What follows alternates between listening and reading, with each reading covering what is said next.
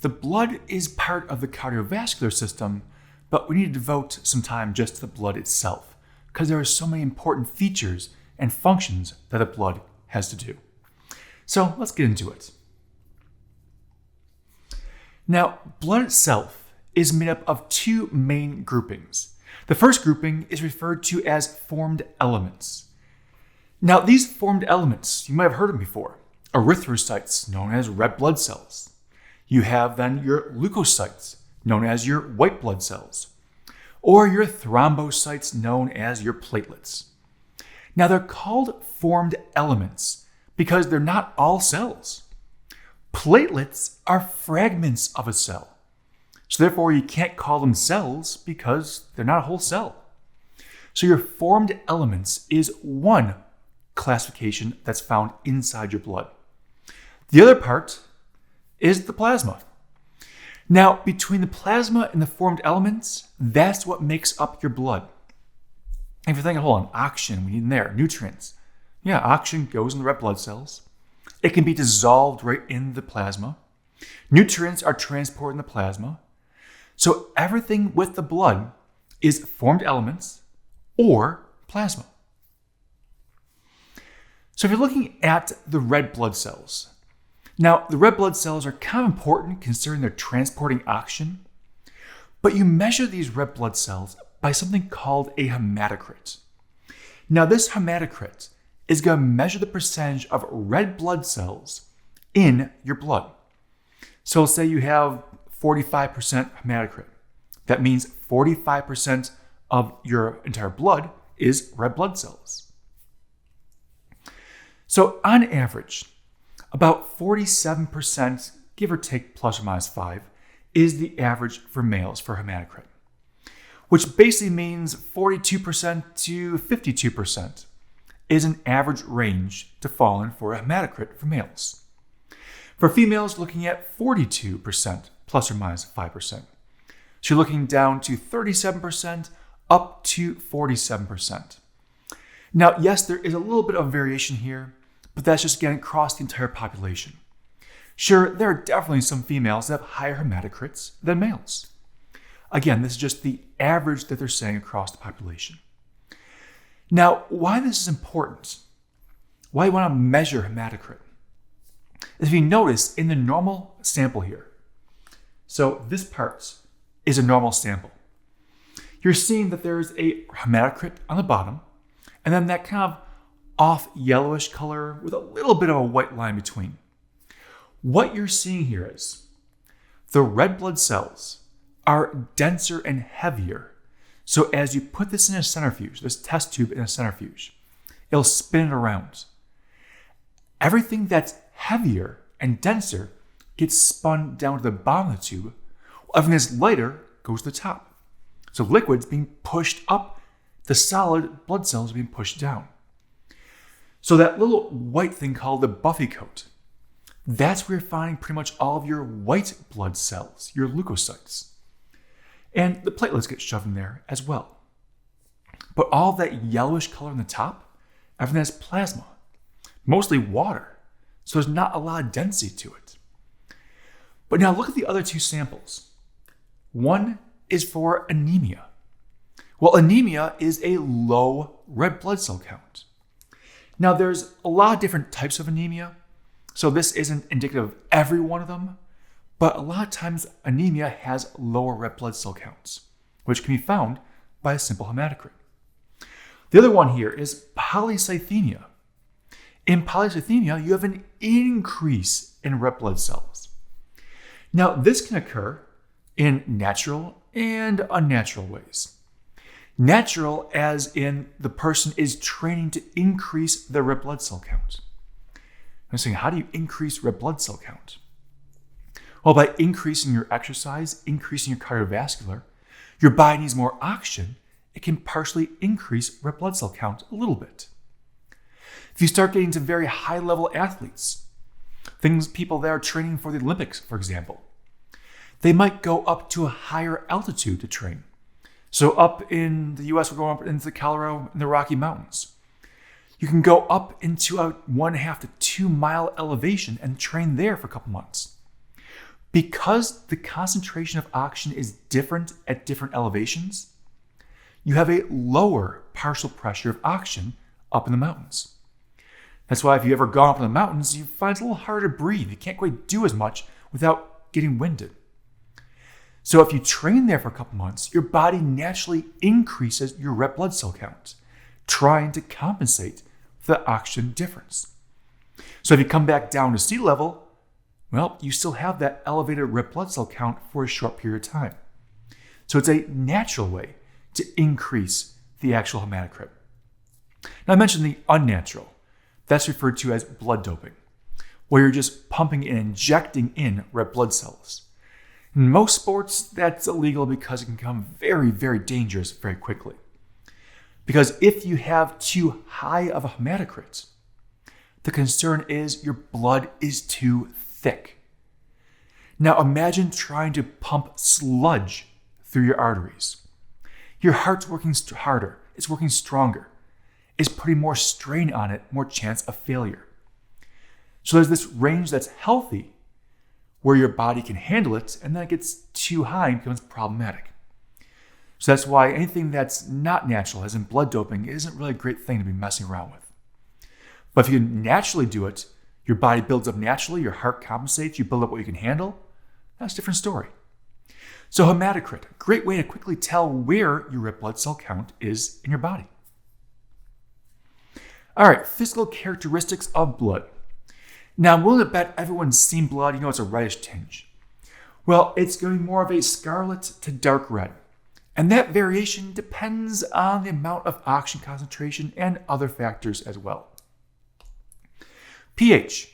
Well, pH of 7.35 to 7.45. See, that's a very narrow range. It's only a tenth of a number there. Yes. But amazingly enough, your body can maintain it in that narrow range.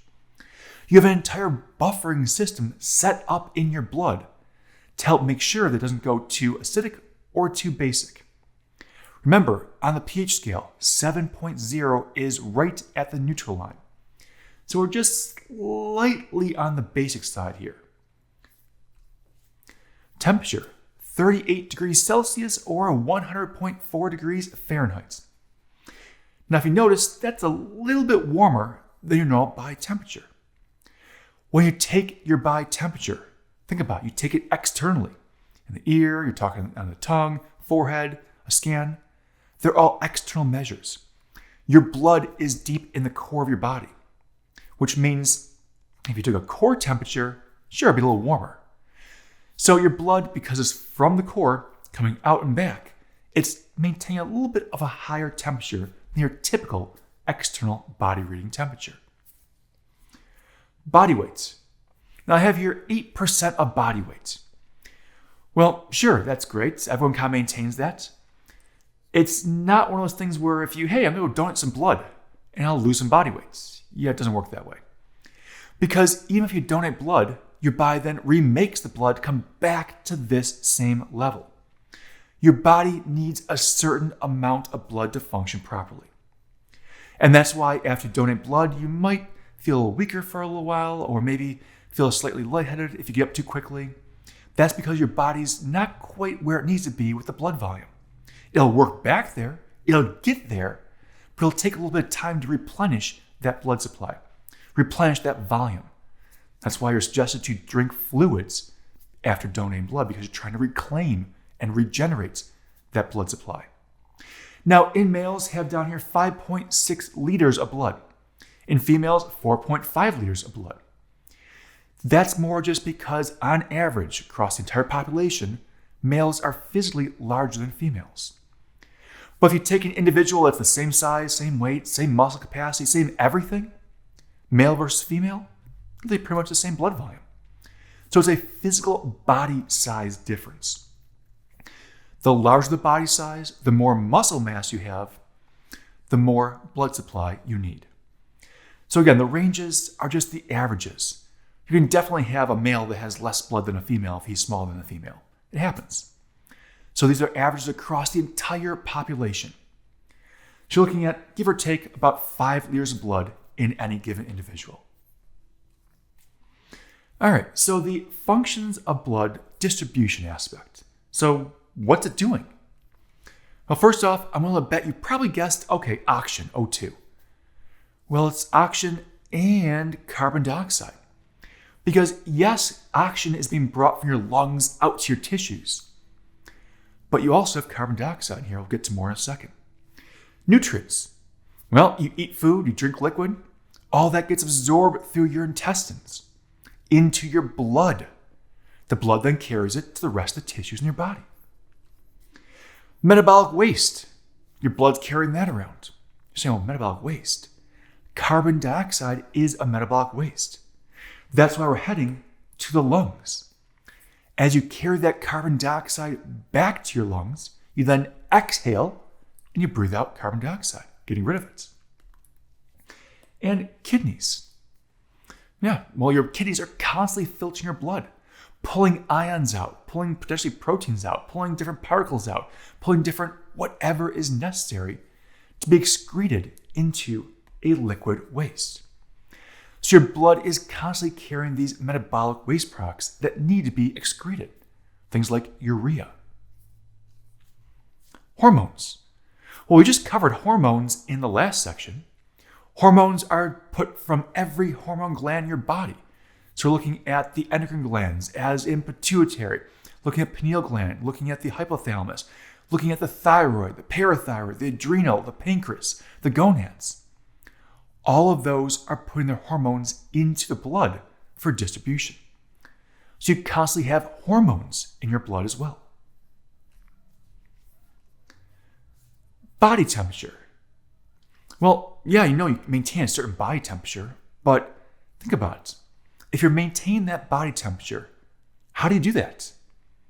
Well, the muscles moving gives you some energy and some heat.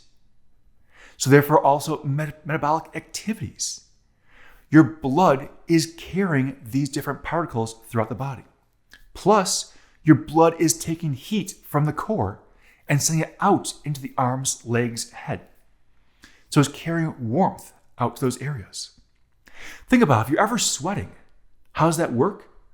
That's the blood carrying heat out to the skin surface.